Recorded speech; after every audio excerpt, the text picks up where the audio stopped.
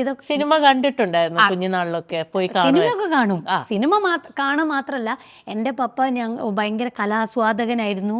അപ്പം അദ്ദേഹം ഒരുപാട് KT മുഹമ്മദ് സാറിൻ്റെ ഒക്കെ നാടകത്തിന് കുറേ ദൂരം നടന്നിട്ടും ഒക്കെ ഞങ്ങൾ പണ്ട് പോയിട്ട് നാടകം കാണാൻ വേണ്ടിയിട്ട് പോകുമായിരുന്നു. ഞാൻ അവിടെ കിടന്ന് ഉറങ്ങൊക്കെ ഇജ്ജ് നല്ല നോക്ക്, അല്ലെങ്കിൽ പിന്നീട് ഞാൻ തിയേറ്റർ പഠിക്കുന്ന സമയത്ത് സൃഷ്ടിയൊക്കെ ചെയ്ത സമയത്ത് എൻ്റെ വീട്ടുകാരോട് ഈ നാടകം നീ കണ്ട നാടകമാണ്.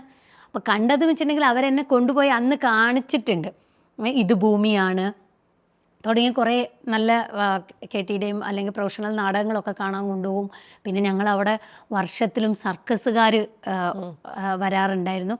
അങ്ങനെ സർക്കസ് പറഞ്ഞാൽ നിങ്ങൾക്കൊന്നും ചിലപ്പം അതൊന്നും ആ ഒരു സങ്കല്പിക്കാൻ പോലും ഉണ്ടാവില്ല. ഒരു വയലിൽ പിന്നെ അവിടെ സ്റ്റേജൊക്കെ കെട്ടിയിട്ട് പോയിട്ടുണ്ടോ? ആ സർക്കസ് അല്ലത്, ഇതിൽ സർക്കസ് ഒന്നും ഇല്ല. ഇത് നമ്മളുടെ എന്താ പറയുക, കുറച്ച് ആണുങ്ങൾ പെണ്ണായിട്ട് അന്ന് ഇതൊന്നും അങ്ങനെ ജെൻഡർ ട്രാൻസ്ഫർ ചെയ്യുന്ന സമയമൊന്നും അല്ല. അങ്ങനെ അവർ പേര് ബിന്ദു എന്നായിരിക്കും. അപ്പം അവർ ഡാൻസ് പെണ്ണായിട്ട് ഡാൻസ് കളിക്കും. ആ ഡാൻസ് കാണാൻ ഡാൻസ് കാണാൻ 10 രൂപ കൊടുത്താൽ നമുക്കിഷ്ടമുള്ള പാട്ട് അവർ രണ്ടുപേര് പെയറായിട്ട് സിനിമയിലുള്ള പാട്ട് സ്റ്റേജിൽ അഭിനയിച്ച് കാണിക്കും. പിന്നെ മറ്റേ ഒരു കോഴിമുട്ടയൊക്കെ ലേലത്തിൽ വെക്കുക, ട്യൂബ് പൊട്ടിക്കുക, അങ്ങനെയൊക്കെ പറഞ്ഞാൽ നമ്മളെ കസ്തൂരി, എൻ്റെ കസ്തൂരി, ആ സിനിമയിൽ അതിൻ്റെ ഒരു ചെറിയ രൂപമുണ്ട്, അതിൻ്റെ കുറച്ചും കൂടി ഇതായിട്ടുള്ള രൂപം. അപ്പം അതിലാണ് ഞാൻ ആദ്യമായിട്ട് സ്റ്റേജിലേക്ക് എന്നെ കയറുന്നത്. അപ്പോൾ അവിടെ ഒരു പാട്ട് അഭിനയിക്കുമ്പോൾ ഓഡിയൻസിൽ നിന്ന് ഒരു കുട്ടിയെ ക്ഷണിക്കുമല്ലോ നമ്മളങ്ങനെ മാജിക് റോൾ. അങ്ങനെയൊക്കെ ഇപ്പോൾ എൻ്റെ പപ്പയാണ് എന്നെ സ്റ്റേജിലേക്ക് ആദ്യമായിട്ട് കയറ്റി നിർത്തിയിട്ട് ഇങ്ങനെ കണ്ണില്ലാത്ത കുട്ടിയാണെന്ന് വിശ്വസിച്ച് അങ്ങനെ അങ്ങോട്ട് ചെയ്താൽ മതി. ഒരു 4-5 വയസ്സൊക്കെ ഇത് പറഞ്ഞിട്ടുള്ള അറിവാണ്.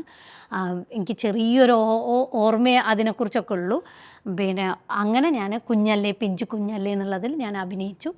അങ്ങനെ എനിക്ക് കുറേ കടല പാക്കറ്റും ഒരു വത്തക്ക കഷ്ണവുമാണ്, തണ്ണിമത്തൻ്റെ കഷ്ണമാണ് എനിക്ക് കിട്ടിയ ആദ്യ സമ്മാനം. അതിലുള്ള ശശിയേട്ടൻ പറഞ്ഞു ഇവൾ വലിയ നടിയാകും, അവൾ നല്ല കലാകാരിയാവും എന്നൊക്കെ പറഞ്ഞിട്ട് ഭയങ്കര അഭിനയമായിരുന്നു എന്നൊക്കെ പറഞ്ഞ് എന്നെ പ്രശംസിച്ച് വിട്ടത്. അച്ഛൻ ഇതിൽ ഏറ്റവും വലിയ റോളായിരുന്നു എന്ന് പറഞ്ഞു അല്ലേ? ഭയങ്കര ആസ്വാദകനായിട്ടുള്ള ഒരാളാണ്. അപ്പം എൻ്റെ അമ്മ ഡാൻസൊക്കെ കളിക്കും. അതുപോലെ ഗ്രേറ്റ് ഗ്രാൻഡ് ഫാദർ അല്ലേ? അത് ഞാനിങ്ങനെ അന്വേഷിച്ച് പോയപ്പോഴാണ് എൻ്റെ അമ്മമ്മ പറയുന്നത് അമ്മമ്മയുടെ അച്ഛൻ വിദൂഷകനായിട്ട് പണ്ട് നാടകത്തിൽ അഭിനയിക്കുകയായിരുന്നു എന്നുള്ളതും, പിന്നെ അമ്മമ്മയുടെ ഭർത്താവ്, അതായത് അമ്മയുടെ അച്ഛൻ പിന്നെ കളരി ചെയ്യലുണ്ടായിരുന്നു എന്നുള്ളതും, അതുപോലെ ക്ഷേത്രകലകൾ ചെയ്യലുണ്ടായിരുന്നു എന്നും, പിന്നെ വെളിച്ചപ്പാടായിട്ട് വെളിച്ചപ്പാട് ആവലിന് ആ വെളിച്ചപ്പാടും പ്രാന്തും ഒക്കെ എനിക്ക് ഉണ്ട്. അങ്ങനെയുള്ള സംഭവങ്ങളൊക്കെ ഇങ്ങനെ നമ്മളൊരു ഇത് നോക്കുന്ന സമയത്ത് നമുക്ക് എവിടെയെങ്കിലുമൊക്കെ അതിൻ്റെ ഒരു സംഭവങ്ങളുണ്ട്. അപ്പോൾ എൻ്റെ അച്ഛനും അമ്മയ്ക്കും ഒന്നും ഒരു ഇതും ഇല്ലെങ്കിലും അവരുടെ അച്ചച്ചനോ അല്ലെങ്കിൽ അതിൻ്റെ ആ ഫാമിലിയിൽപ്പെട്ട ആർക്കെങ്കിലും ഈ കലാപരമായിട്ടുള്ള എന്തെങ്കിലും ഉണ്ട്. അതാണല്ലോ നമ്മൾ പിന്നോട്ട് പോകുമ്പോൾ അതിലെവിടെയെങ്കിലും ഒരു സാധനം കിടക്കുന്നത്. അതിങ്ങനെ മാറിയിട്ടാണല്ലോ ഈ ജീനുകൾ ഇങ്ങനെ മാറി വരുന്നത്. അപ്പം അതുകൊണ്ട് ആർക്കെങ്കിലും ഒക്കെ ഉണ്ടാവും, എത്രയൊന്നും ഇല്ല എന്ന് പറഞ്ഞാൽ ആരെങ്കിലും ഒരു പാടുന്നവരോ ആക്ട് ചെയ്യാൻ പക്ഷേ പുറത്ത് കാണിക്കാതെ ഉള്ളിൽ ആഗ്രഹം ഉണ്ടായവരോ ഒക്കെ ഉണ്ടാവും. അതാണ് നമ്മുടെ തലമുറകൾ മാറി ആ ഒരു സാധനങ്ങൾ വരുന്നത്.